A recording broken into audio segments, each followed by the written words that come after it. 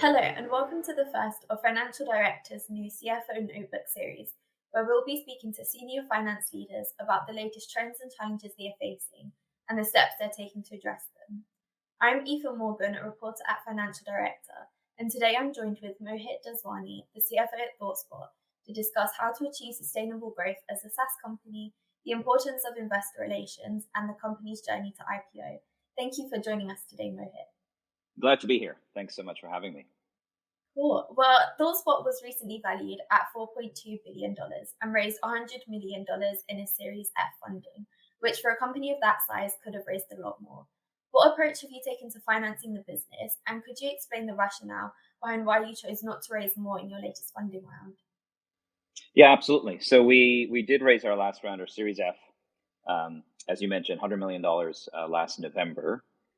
Timing turned out to be good, given where the world is this year and some of the effect that's had on the financial markets, which I'm sure we'll recover from.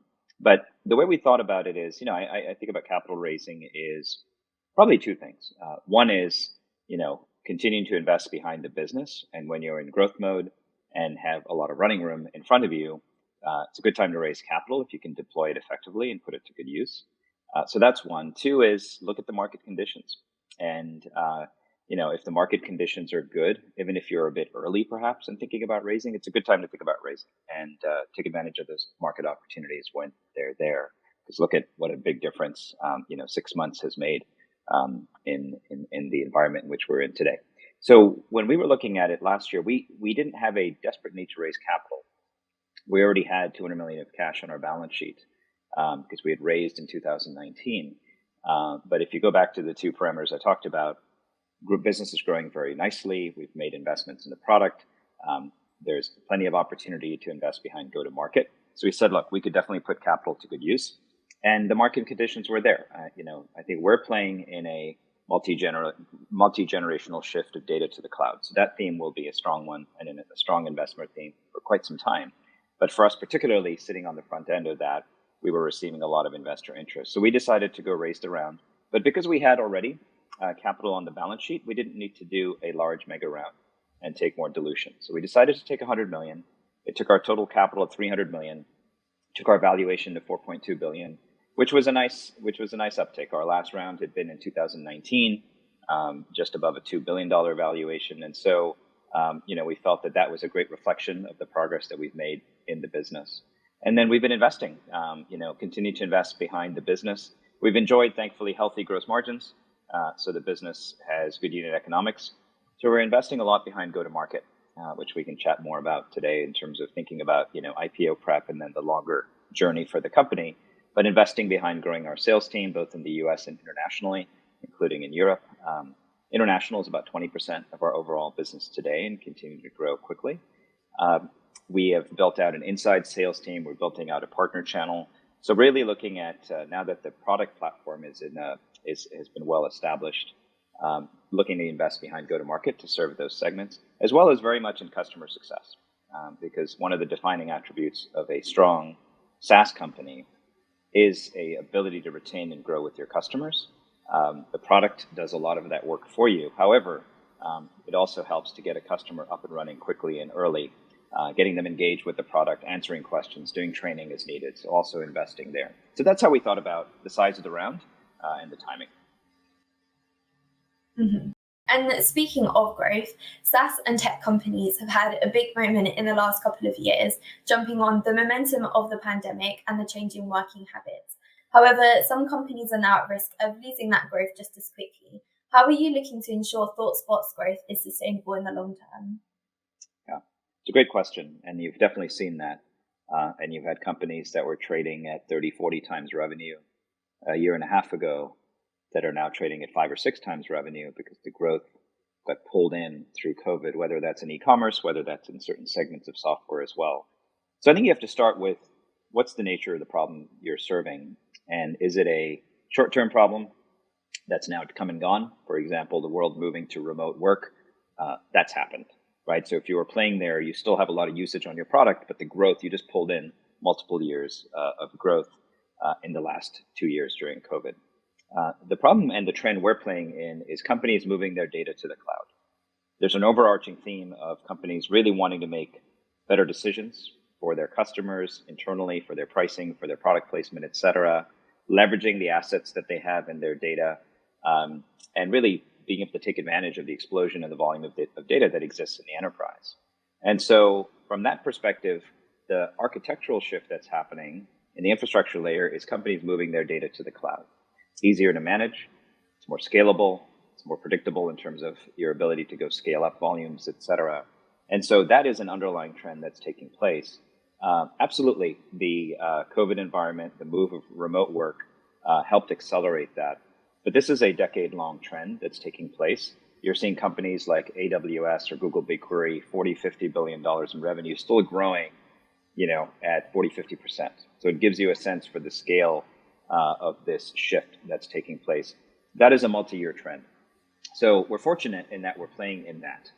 So we're not worried about short-term growth now being, dissipating and seeing a slowdown. In fact, we're seeing the opposite. The business continues to accelerate. So that's one. And then two is, look, where do we play in that, and how do we make sure we continue to enjoy growth as the world goes through this move of data to the cloud? And I think in a nutshell, if I had to summarize for you, all the data in the world, billions of rows, trillions of rows of data, is worthless unless you can make it accessible and also meaningful in terms of being able to make sense of it and understand it. So people need to be able to access it. I need to get my hands on the data. And then two, I need to be able to interact with it and get my questions answered and get value from it. And we play in that. We are that last mile, if you will, to unlock the value from all this investment that's going into data infrastructure by sitting on top of that through our analytics layer, which is a design from the ground up to be easy for anyone to use. So that also we're seeing huge demand for, and we're seeing a shift in our industry, which is BI, from the last wave of innovation, which was this whole visualization wave now, to be a bit more self-serve. So thankfully, we've also architected the product to make sure we remain relevant, over these next couple of decades as the world moves their data to the cloud.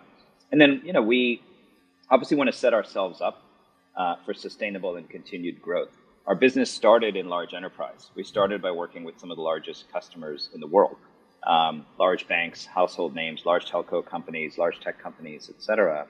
And those are fantastic customers. They're multi-year customers, and we continue to grow with them.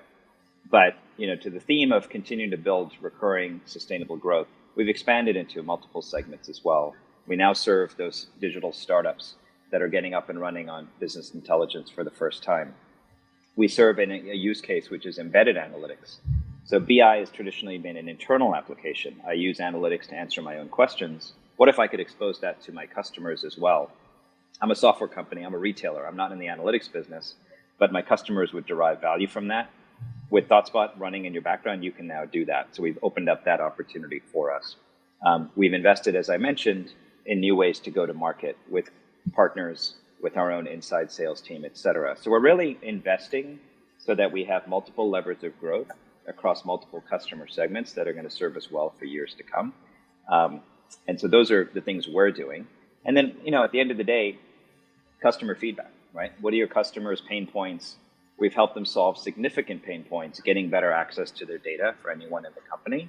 That's a huge unlock of value, but we're not satisfied with that. What can we do next? There's predictive analytics. There's helping them get questions answered that they haven't even thought to ask. We're doing that in the background for them, monitoring their data, looking at trends and the key metrics that we know they care about. When something's changing, we'll surface it for them. So we're making sure the product is adding value and delivering value for them in ways they haven't even anticipated yet. So those are the sort of, I think, the elements, right? One, playing in an industry which has multiple decades of growth, and two, making sure we are investing in the right way to continue our leadership position in that industry.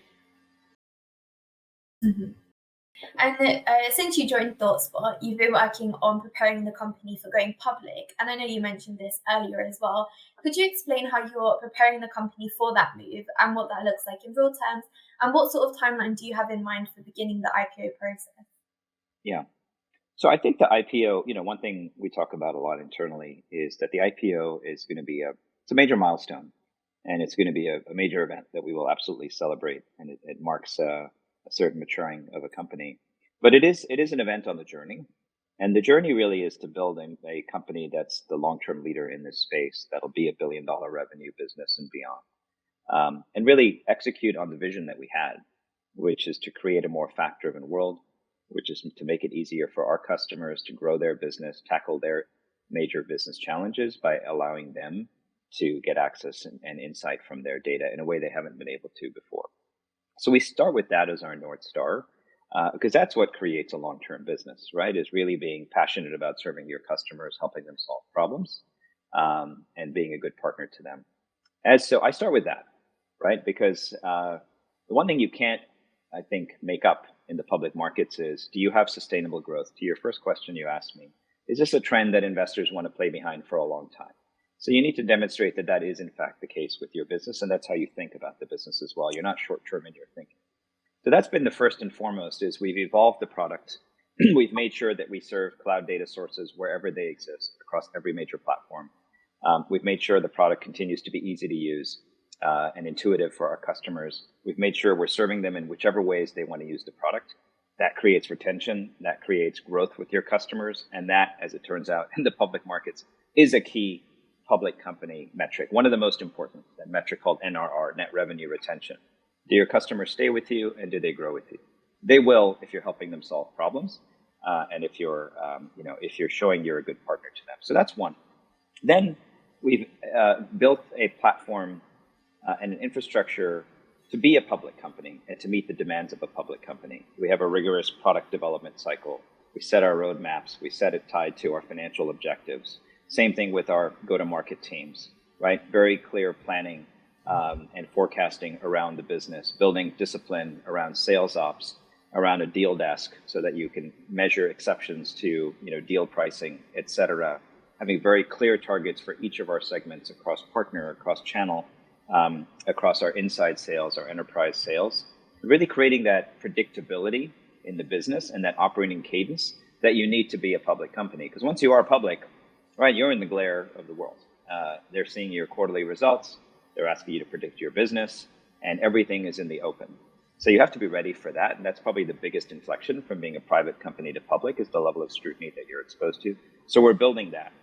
In terms of finance and our teams, obviously partners to the business on all those initiatives that I mentioned, we're also doing a lot to make sure that our process is ready. We already have, thankfully, a great accounting team with a close process. We close the books quite quickly. We have our systems up and running. We have, what we're doing though is a readiness process around SOX compliance. SOX is a compliance regime that we will be required to operate under in the US as a public company. And it's really making sure that you have your systems, your controls, your process in place to create a predictable business and to create a predictable process and create the visibility that investors demand. So we are doing a lot of work around that as well, and being ready for those demands of being a public company, meeting that quarterly and annual cadence that you have to. And then I do a lot with investor conferences. I know we're going to talk about investor relations. I find it very helpful to meet with public company investors, even though we're not going public yet, share our story, hear what questions they have, see what their understanding is of the space, so we can have a good feel for what investors will be focused on when we are eventually public. So those are some of the things we're doing. From a timing perspective, the way I look at it is, we should be in the range of 150 million of ARR come next year, 2023. That's at the point at which you can go be a public company. I would expect hopefully the markets are in a better condition by then as well. So that's when I think the window opens. We'll do it when we're ready. Thankfully, we have the capital. Our business plan is funded for the next several years. Because our goal is not just to go public, but as I mentioned, build a long-term predictable business. So we don't want to just be a public company. We want to be a well-performing, top decile public company. It's great momentum, helps us continue to execute against our goals, which is to go build, our next major milestone as a billion-dollar revenue business. So that's how we're thinking about it.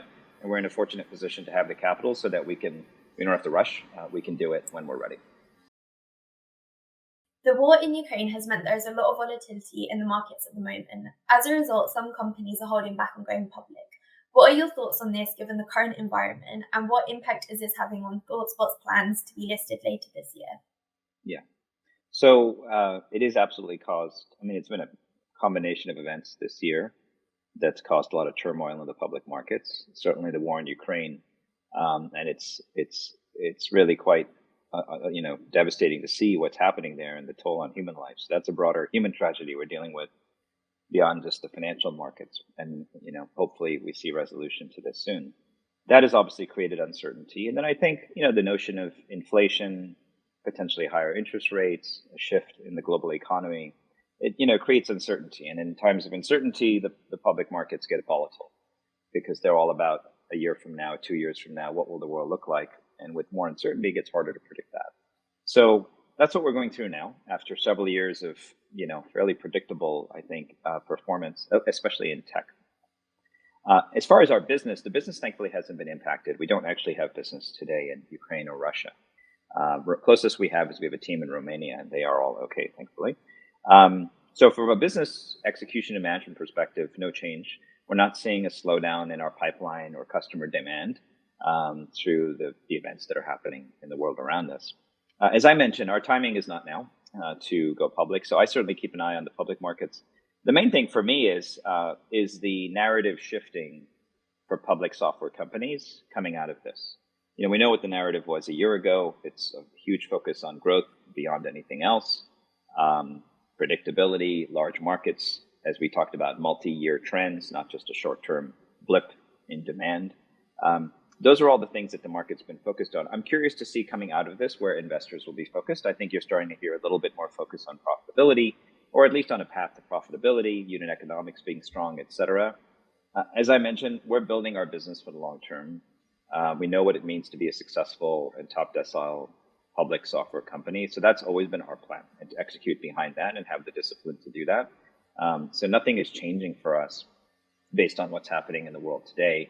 And as I mentioned, we still have some time before we look to go public. So from that perspective, I think we observe, but we're basically executing our business as usual. If a war becomes broader and we're caught in a global conflict, in 18 months from now, we're in an environment in which there's continued conflict, then obviously we'll have to assess and see where things are. But right now we're more in wait and see as it relates to the global picture. Mm-hmm.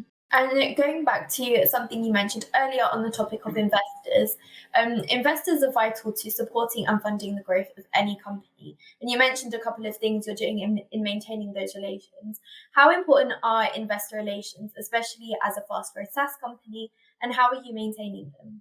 Yeah, I think investor relations are critical. And I think a mistake some people make is you go and talk to investors once every 2 or 3 years when you want to raise money. And look, at the end of the day, it's about relationships, right? If you have a friend, they're not going to appreciate that you're calling only when you need something. So maintaining those relationships is important. It builds trust.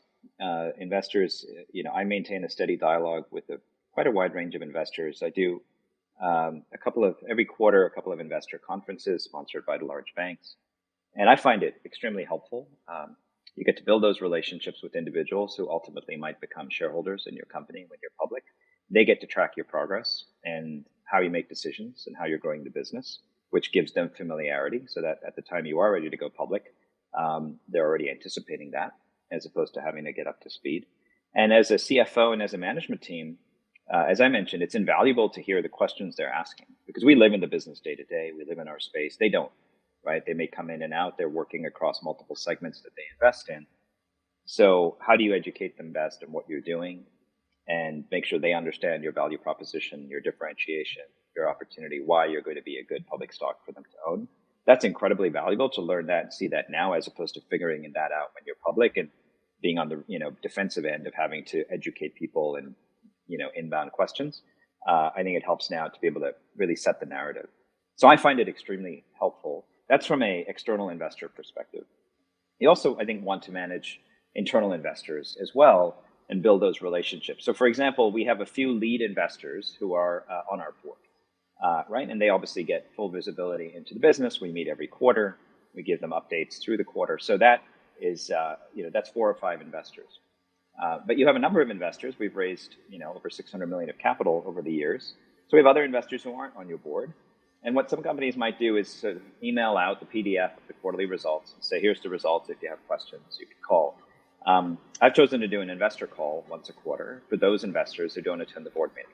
And my view is they're a shareholder in our company. They've given us the confidence of investing their capital in our business. And so I want them to have visibility. And I want them to have the same, kind of visibility around our performance as those who are on our board. And so we do that, right? It's an investment of time, but I find it very valuable as well. They appreciate it when they're giving their updates to their partnership or their limited partners on their investment in ThoughtSpot. They're well informed. That's good for everybody. So I do that as well. And I think, when then it comes time to go raise a round, they're engaged and they're up to speed on your business, and they don't have to say, oh, give me a month, I need to go redo my diligence.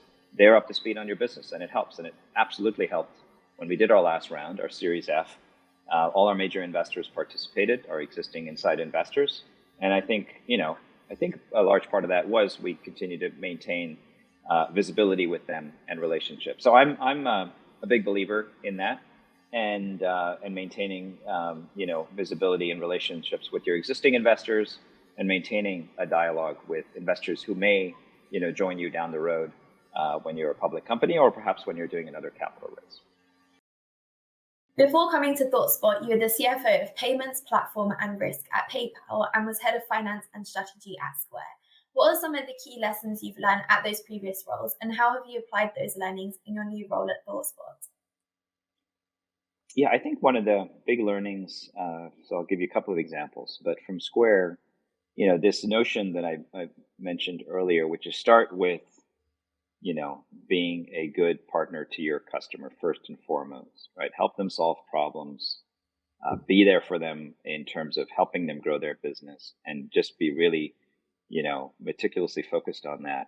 That was Square. I mean, that was Jack Dorsey and his vision for really being laser focused on the customer experience. Why will they use Square versus someone else? How do we help them solve problems? And you start with that, and then everything follows. And the pricing model follows, the way you do customer success follows, the way you build, then obviously a business follows. And that was a really powerful lesson, because obviously they built a fantastic business in a space that's very crowded, right? There's no lack of other payment processors in the US and around the world, but it starts with building customer delight. And the NPS scores that Square has relative to banks and others is off the charts. And that builds loyalty, which is good for business, because you're going to get to grow with those customers. They'll buy more products from you that you're offering, and you build a relationship with them that's one of trust. So that was a huge lesson, and I think one that absolutely is relevant in our business. And it's what attracted me actually to ThoughtSpot is I saw that same passion and mission for our customers. You don't think of that in B2B software, but we love going in and showing our customers how we can help them be better at what they do, give them answers that they didn't have, allow them to grow their business, allow them to get into that meeting and be able to be, really high functioning and be able to perform well and have their finger on the data. We love that, and that excites us. And so I attracted me to ThoughtSpot. So it was a part of the DNA at Square. Two, continue to create those levers of growth, right? If you think about PayPal now into its third decade, I think, and has only grown through that time. And so there's an adage in tech, which you can build a first $1 billion business. It gets very hard to do that after and have a second act or a third act. And PayPal's done that, right? It started being the captive platform for payments on eBay, and then it went off platform into serving broader merchants, and then it went international, and then it went from e-commerce. The wave that was happening while I was there was shifting from just an e-commerce focus to mobile, as mobile commerce was starting to take share and everybody's shopping on their phone, to now widening their range of services, lending, being able to do investing, and all of that through the platform.